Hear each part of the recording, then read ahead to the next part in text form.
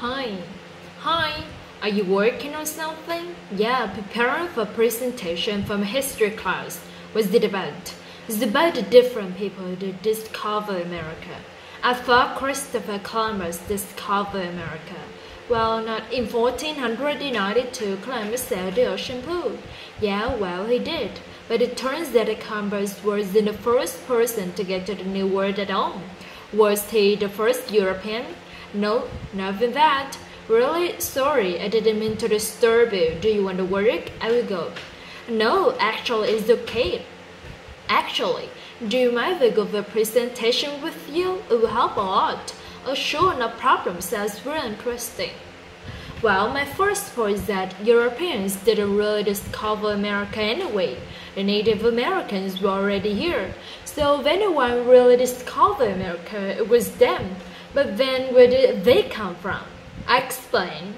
It seems that the very first people to come to the American continent came from Asia, across the Bering Strait. They came in from the north and moved out the Americans, on the way down to South America. Those people became the Native Americans, the Aztecs and the Mayans and the Incas. Really? I didn't know that.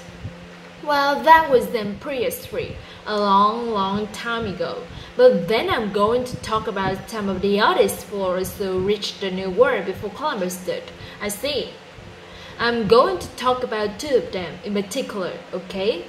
Well, Leif Erikson was the most famous. He was the Viking, probably from Norway. He colonized Greenland and then sometime in the 10th century, he sailed from the southern tip of Greenland to Newfoundland 500 years before Columbus.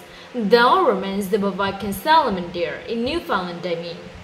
And what's interesting is, Leif Erikson went to the New World because there were stories about it. So it seems like people did know, or at least they suspected, that there was land there, even as early as the 10th century.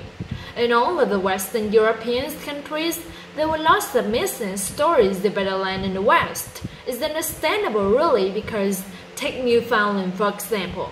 It's not all that far from Western Europe. I never realized that, but it makes sense. But then, apart from the Western Europeans, there was the Chinese. The Chinese? Really? Yeah, the most famous Chinese explorer was Zhang He. He was a very powerful commander in Chinese army during the Ming Dynasty. It was the golden age of Chinese exploration, early 1400s.